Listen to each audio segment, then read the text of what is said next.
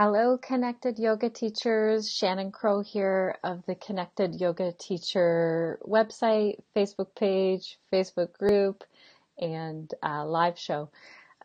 Just wanted to pop in here. This is an unscheduled live show, but I did figure out how to schedule it actually with this Ecamm Live that I use, and I see that they've updated it. I haven't used it for a while in that I can schedule things. So I see that you guys are popping in here live.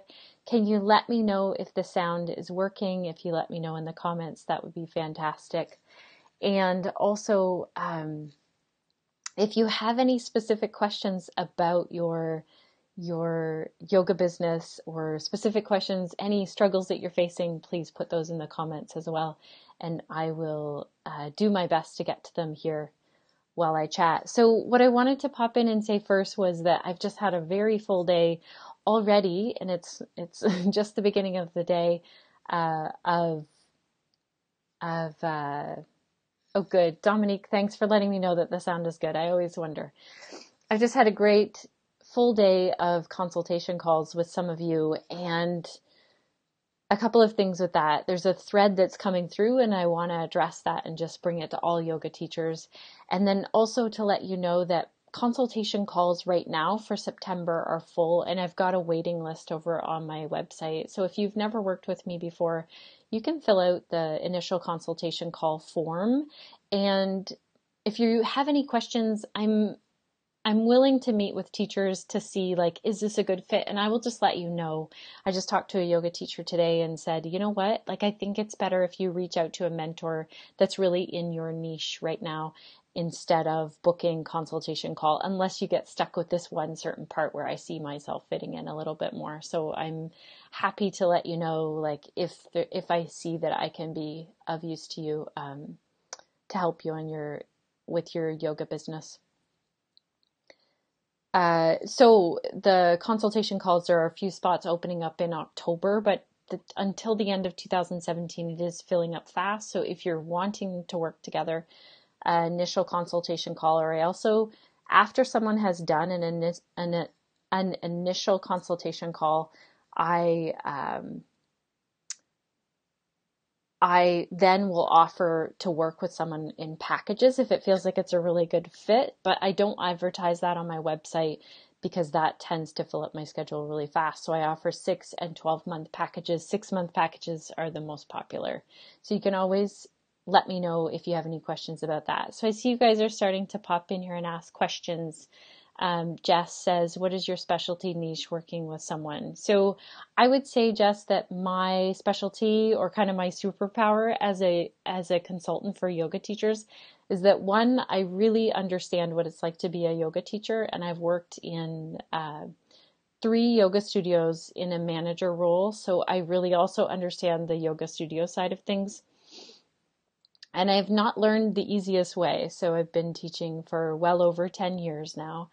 And I'm very good at marketing, helping people to niche down and getting past some of the mindset things when they stand in their own way. Yeah. And I think from the real basics, like, it's easier for me to see what's going on, kind of what's holding you back in your yoga business. And I think that's the same with a lot of coaches or consultants, that it's easier for someone to see from the outside looking in, okay, this needs to be done. Even 2 yoga teachers that I've been working with this week have let me know, oh my gosh, like that worked, and that worked really fast. And I don't know why I was holding back in doing that. One thing that's going on with the podcast right now, I just want to let you guys know, if you haven't already listened to the podcast, go on over there and check that out. I finished out the 5 koshas, and then we talked to Dr. Arielle Foster, and she talked to us about anatomy-informed yoga practice, and that has been a real hit. A lot of you are saying you really like that episode. You're really resonating with her message, so I love that. And Arielle is also in our Facebook group. So if you have specific anatomy questions for her, feel free to tag her in there, and she'll let you know the answers to those. Then last week we heard from Trevor Parks, who is in our Connected Yoga Teacher group. Hi, Trevor. I hope everything is going well in Georgia. I know that you guys were dealing with the hurricane. I've been thinking about a lot of you. I was very worried about our Florida friends and just north of there, just the impact of it. And I know that it's not over yet and that you guys are still really dealing with a lot of stuff there. So just know that my thoughts are with you. And we're all here if you need to reach out if you're needing something. I can't offer too much from way up here in Canada, but I am here holding, and if there was something I could offer, then I would. So we heard from Trevor in his About Me page, and I want to let you guys know that if you're struggling to create your About Me page, you'll hear me walk him through a consultation call with that, and that really it's so helpful. I was actually thinking, like, who can I reach out to who can do the same sort of process with me, walking me through my own About Me page, because it could use a little refresh. It's helpful to have someone to ask you those questions. That is the one thing with the consultation calls. Oh, the other thing, Jess, is that people who work with me often say that they really appreciate that they get a recording. So I send you an audio recording of the whole call. And then right now, I am still doing this and this may end. I break down kind of all of the things that we're all of our goals that we have set for that month or that week or that period of time that we've laid out, just to give you like a plan. My own coach is telling me, you know what, Shannon, shut that down. Your time is really limited at this point. Like my consultation calls are back to back, so it's kind of left for the end of the day. But I do really appreciate that then I can look over the next week and say, oh yeah, how are you doing? Sometimes I send out a reminder email, has that list going? And we have that written out and compiled. So I'm sticking with it right now. It's working for the people that I'm working with. So going forward with the podcast, I wanted to tell you about that. Next week, I'm so excited that we get to talk to Pooja. Pooja Madan is in Florida, and I got in touch with her through Carol Cox, who a lot of you have heard on the podcast. And Pooja's going to talk to us about the beginning and the end of day rituals. So it was Julia who actually posted a question a long time ago, I think it was in May, about beginning and end of day rituals. And I'm so excited to share this. I'm still working with it. So this morning I actually did not get to my yoga practice, but all week I've been pretty good at getting there. The end of day is still a struggle for me, and you'll hear me talk about that on the podcast. And I'm doing my best here, you guys. I'm trying, and I'm right here with you. As an entrepreneur, that can be a real struggle for me, and I know that it makes a huge difference in my own life. So I'm excited to share that with you. Then we hear from Amanda Bond the following week. So not this Saturday, but the following week. And she's going to talk to us about Facebook ads and Facebook marketing. And I know that you might feel like, oh my gosh, I don't want to hear it. Don't worry, there's not a lot of technical stuff that she's going to tell us, but there's a lot of information. Amanda's going to share, and I don't know if any of you follow her on Facebook. She's got some pretty colorful language, and our audio editor has helped me to take that out because, as I said to him, I don't want to corrupt any little ears that are in the car or people around. We have a clean podcast, and I feel like I've already corrupted my own 3 children. They already know that I'm a bit of a potty mouth sometimes. But they're almost all teenagers as well, so I feel like we've done an okay job. Also, then we're going to hear from Catherine Bruni-Young. And Catherine, if you're listening to this, I know I haven't even sent out the email to say, hey, your episode is coming up next. But it's going to come up after Amanda's episode. And Catherine is really great at bringing strengthening into a yoga practice. So I'm excited that you guys get to hear from her. She's also from Canada, and so is Amanda Bond. And Amanda's really connected also with the yoga world, so that's what makes me excited about that call that we're going to have, or interview that we're going to have. Do you guys have any other questions? I'm excited, Jess, that you say that that's been on your mind lately. How exciting. It's a real struggle. Okay, so I told you about the consultation calls. The other thing I want to tell you about before I get to this thread that's been coming through in a lot of the calls and the course, the niche course that I'm doing is um, I want to tell you about the niche course. So some of you are already registered for the niche course, and that's amazing. We've started the journey. This is something that I try and do myself in my own business every year. I feel like it really gives me this blueprint of where am I going. So the first part is kind of that foundation and that blueprint, and the second part feels like who am I talking to? Who's my audience out there? And then the third part is how am I going to bring that all together and then advertise to them. It's hard to describe what the niche course is. It's a lot. Those that have taken it have already said to me, like, it's made such a big difference in my life. And you guys might have noticed in the Connected Yoga Teacher group that we have a post in there that's happening. And I want to explain that a little bit more because this is a thread that's coming in. Some people are feeling like, okay, I'm going to niche down, but who am I to teach that tight of a niche? And I want you to know that first and foremost, you guys are all yoga teachers. So you've taken a minimum 200-hour yoga teacher training, which means you've spent 200 hours learning how to lead people through breath, movement, and the basic philosophy of yoga, which is huge. That's your job. That's your sharing. That's your calling. Oh, I love this, Jess, that you're already asking. As a newer yoga teacher, is it too early to develop a niche? I do not think so at all. I think what forms your niche is your curiosity about things. So we go into that in the niche course, curiosity and passions, and we talk a lot about that in the first part. We've done that the first week. But it's never too early to see, like, where do I really want to go with this? And just know that your niche can change. So it's not something that you're like, this is my niche forever and for always. It might be like, this is my niche even in this year or this season. This is really what I'm going to focus on right now. So the one thing is that I'm hearing a lot of people say, you know, I'm afraid to put myself out there, or this is so niche down that I'm working with an area like, let's say, for instance, you know, yoga for back care or yoga for arthritis, or, you know, a specific something that's going on with the body, or yoga for anxiety. So these feel scary for a reason because we associate then the medical field. And I just want to clarify that we're not replacing in any way the other healthcare professionals out there.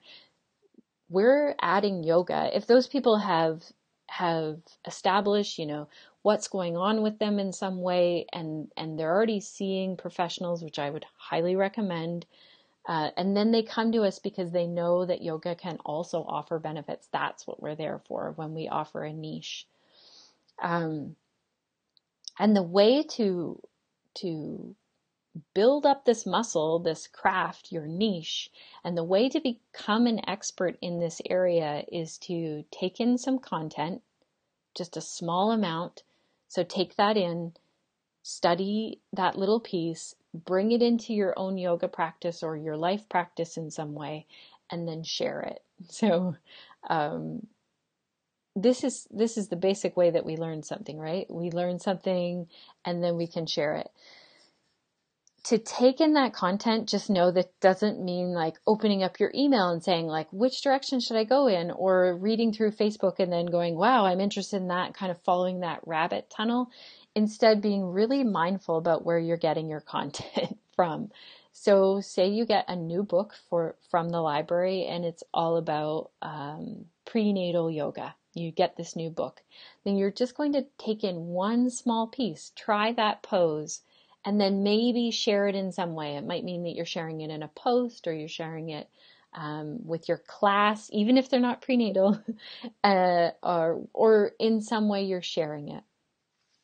Jess, your question is yoga for anxiety. How likely is that that title to turn people away who would be embarrassed? This is a great question. So I would dig into what is the struggle for someone dealing with anxiety. We have a few yoga teachers in our connected yoga teacher group that I might actually tag in this thread. Um, I'm thinking of Maxine, who deals with this. Let's see who else deals with anxiety. I know Stephanie is PTSD. Um, you guys feel free to tag yourself if you feel like I work with people who have anxiety. I do yoga for anxiety. Linda Orsini Woods, I'm going to try and remember to tag you as well in here. Feel free to tag yourself. Um, so what I would say, Jess, is start to take in a little bit of content. Maybe that's people's stories who are dealing with anxiety. Maybe it's a book. Like I'm trying to think of some resources for you. Hi, Sherry. It's nice to see that you're popping in here. Anyone else who's here, make sure that you just put a little smiley face so I know that you're here in the watching live. I can say hello to you. It's like Romper Room. Maybe Romper Room, is that a Canadian thing? It's like she looks through this little thing. She always says names. She never said Shannon. Okay, I will get back to your question here, Jess. The yoga for anxiety, personally, I don't think that you're going to turn people away. I think that people see that message. Hi, Becky. Great to see you here. I think that people see that message. They're like, I have anxiety. I know I have anxiety and I'd love to go to yoga for that.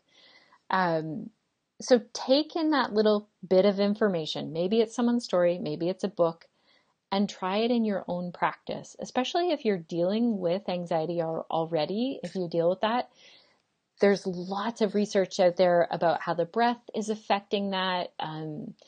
Also know when you're taking in that content, take in multiple perspectives and viewpoints. Hi, Cindy. Great to see you here.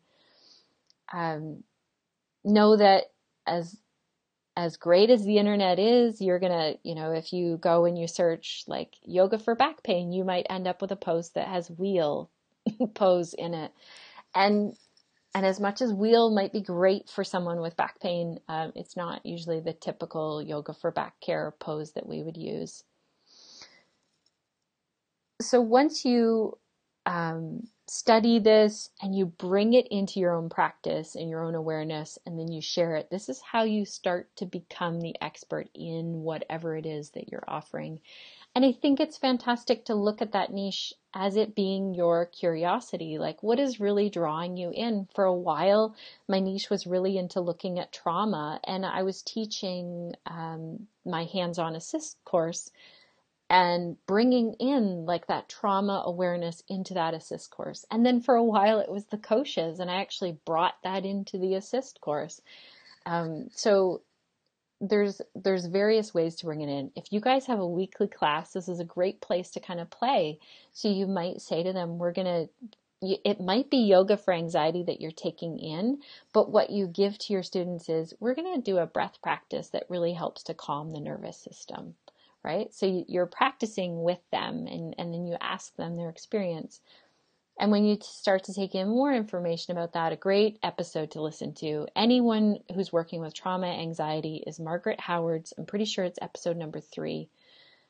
It's fantastic to listen to because you really get, what that student feels like. Just a few weeks ago, I got really excited about looking at yoga for concussions because I got asked to do a short little session with some people at the physiotherapy office that I work with. Now, that's not my niche, but I got pretty excited and pretty curious about it. And that's what got me so excited about it, was listening to people's stories. So you can definitely look for, people write lots of blogs, people that deal with anxiety.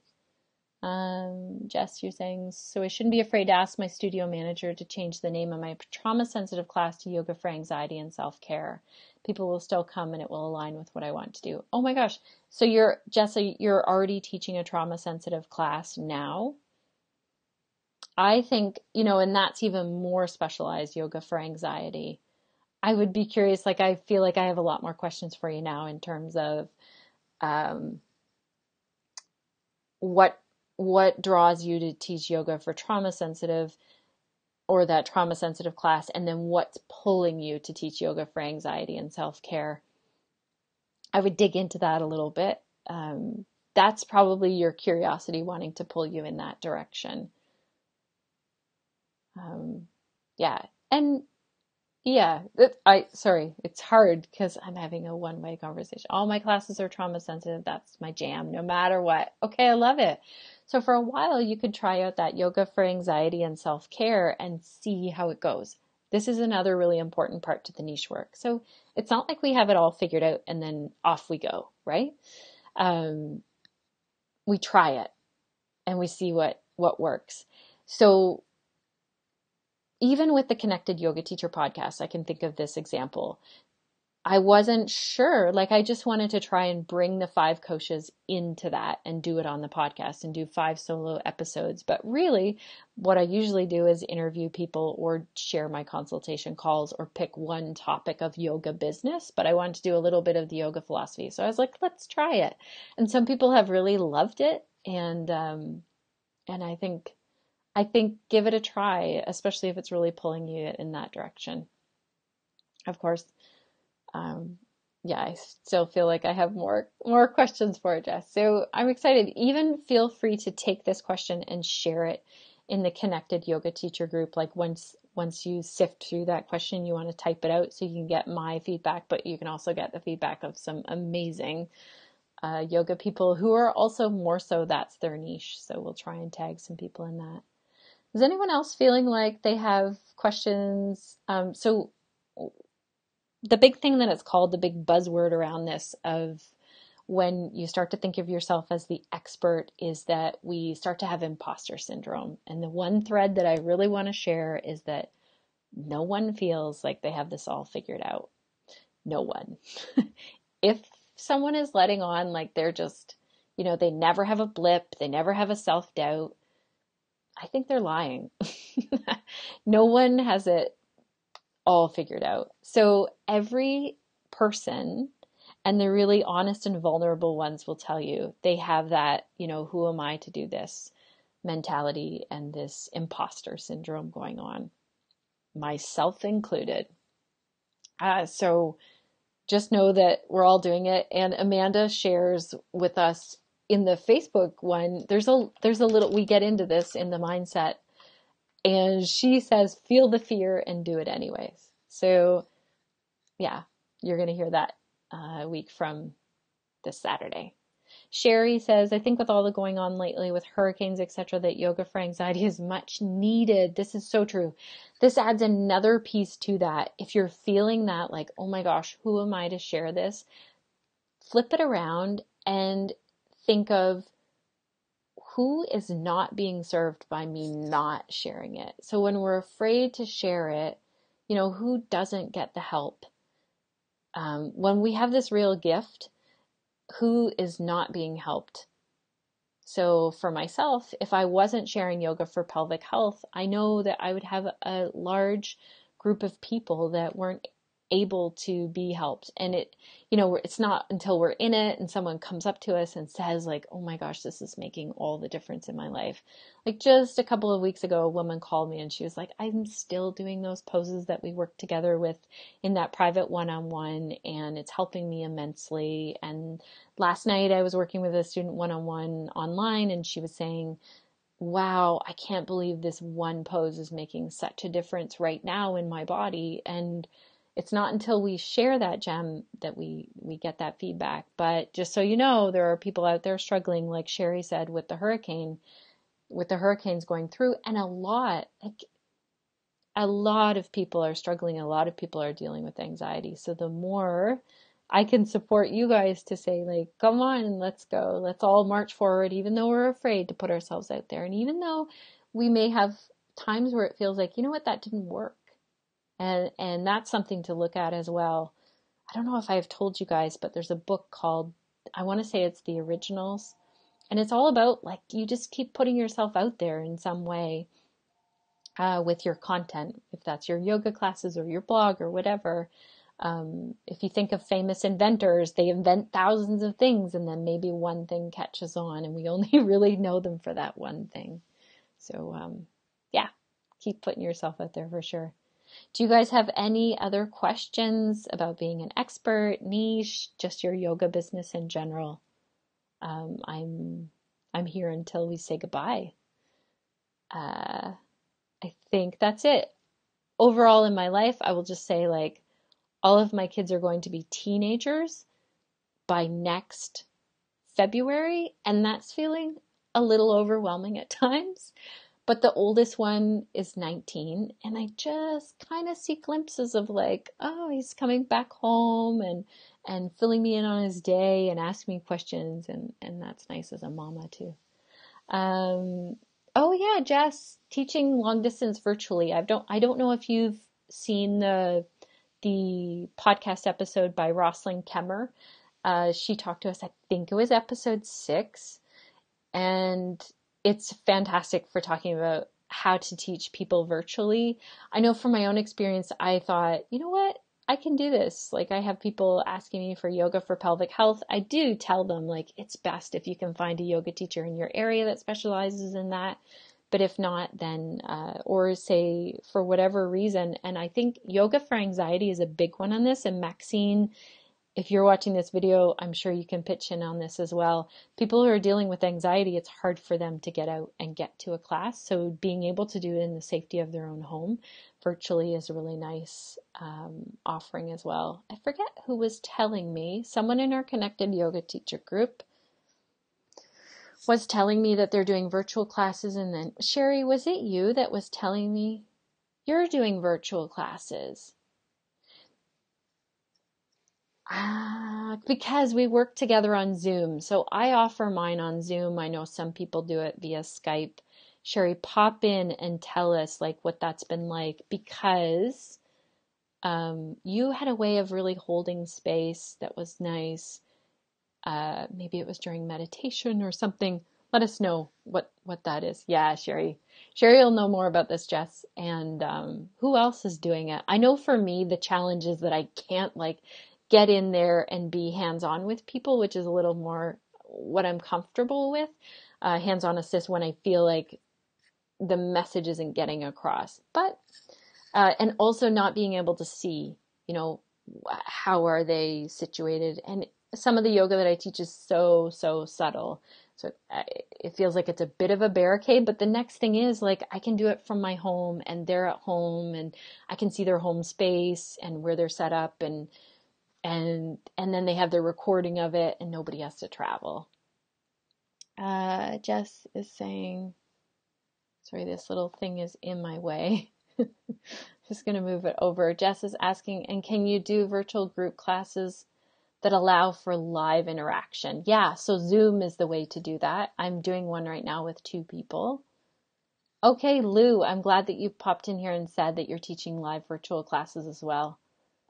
Yeah, I do really like Zoom. I did have the other day, and I don't know if you guys have ever had this, where there was a echo happening, and I probably should have muted the other person, but then the only thing is then they can't give me feedback like, oh, that's feeling okay, or this side. I really have a conversation when I'm working one-on-one with people, especially when we're first learning how to do things together. So I had this echo that's never happened before. She was working on an iPad, but I have had other people on their iPad as well. I do find that people like set it up and then they're moving it around.